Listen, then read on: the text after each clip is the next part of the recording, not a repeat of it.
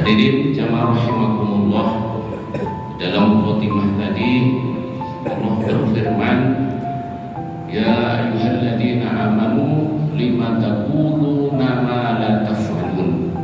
Wahai orang-orang yang beriman, mengapa kamu mengatakan apa yang tidak kamu kerjakan?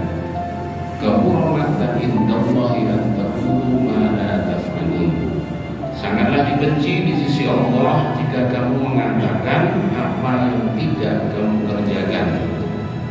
Hadirin jemaah rahimakumullah, memang sulit ya untuk menjaga lisan kita agar tidak berbicara yang tidak mendatangkan manfaat.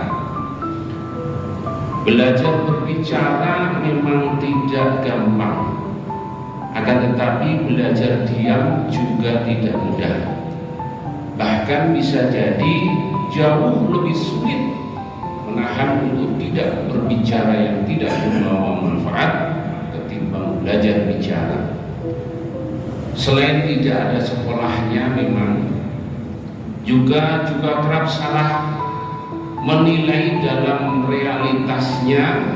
Kenyataannya orang yang pendiam cenderung dinilai kampungan, dinilai bodoh, dinilai tolol, dan kadang-kadang juga lebih parah lagi dinilai wah gak berpendidikan.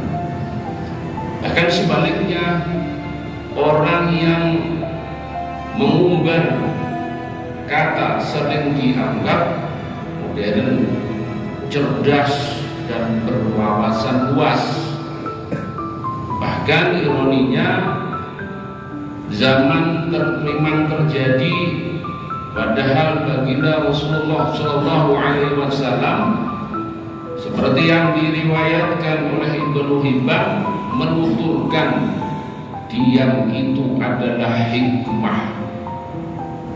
Diam itu adalah hikmah. Namun seribu sayang, tak banyak orang yang mampu untuk melakukannya. Kita merasa menjadi orang pandai bila kita banyak berbicara dan pandai bersilat lidah. Masalah apa yang dibicarakan luput dari pertimbangan, luput dari manfaat, dan madarat tidak lagi diperhitungkan. Alias sembrono berbicara atau disebut asbun, asal bunyi. Ini menjadi kebiasaan. Padahal jauh-jauh Rasulullah mengingatkan kepada kita, kebanyakan kesalahan anak Adam berasal dari lisannya. Bahkan lalu peringatan ini tidak banyak diindahkan, kecuali hanya sedikit saja orang yang melaksanakan perintah Rasulullah ini. Imam Syafi'i adalah mazhab yang paling disegani dan banyak pengikutnya, termasuk kelompok yang sedikit. Ketika berbicara, Imam Syafi'i selalu memikirkan terlebih dahulu apa yang hendak dikatakannya. Jadi berpikir dulu apa yang disampaikan itu mendatangkan manfaat enggak. Kalau jelas ada manfaatnya bagi kepentingan umat, baru mereka berbicara. Jika tidak atau merasa syak ataupun ragu, baik buruknya, maka lebih baik menutup mulutnya rapat-rapat. Beliau mungkin menyatakan seperti itu. Tentu saja prinsip Imam Syafi'i ini bukan sekedar ucapan dan makna, juga bukan kesadaran. Prinsipnya justru lahir dari kesadaran, keyakinan, dan perenungan yang mendalam pada apa yang dikatakan oleh Rasulullah SAW, bahwasanya man kana yu'minu billahi wal yawmil akhir falyaqul khairan aw liyasmut. Barang siapa yang beriman kepada Allah dan hari akhir, seyogyanya ia mengucapkan kata yang baik saja atau pilihlah berdiam diri.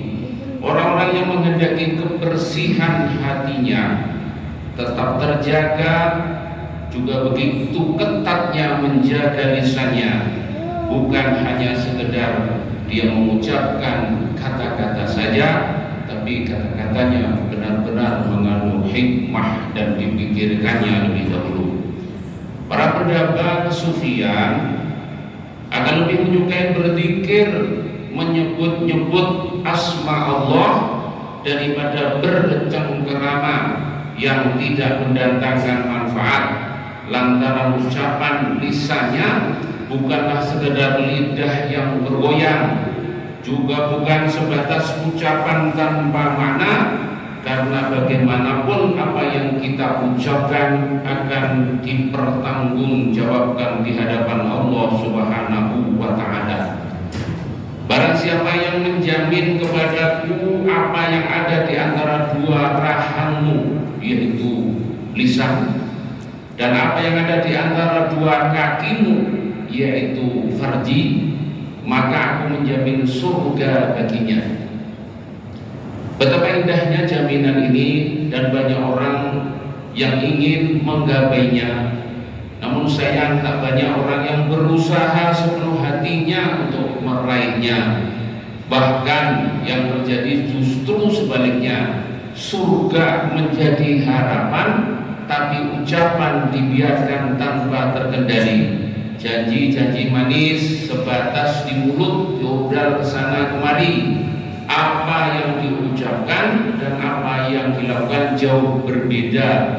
Dusta menjadi kebiasaan, ingkar janji menjadi tabiat diri. Bahkan ketika ditanya Rasulullah, "Ya Rasulullah, apa yang menyebabkan orang masuk surga ya Allah Subhanahu wa ta'ala?" Maka Rasulullah menjawab, "Taqwallahu wa husnul khuluq." Kemudian ditanya lagi, apa yang menyebabkan kebanyakan orang masuk neraka? Maka Rasulullah menjawab, "Al-farju wal famu." Artinya kebanyakan dari orang yang masuk surga karena ketakwaannya, ketaatannya kepada Allah dan akhlaknya. Kemudian yang banyak masuk dalam neraka karena mulut dan kemaluannya.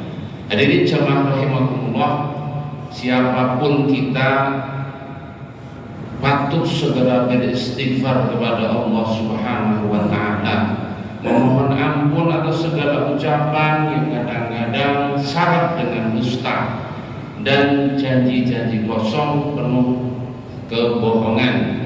Semoga kita senantiasa bisa menjaga lisan kita, bisa menjaga kemaluan kita, sehingga kita bisa terhindarkan dari nerakanya Allah Subhanahu wa ta'ala, dan kita senantiasa menjadi orang yang taat dan senantiasa menjadikan akhlak kita akhlak yang baik.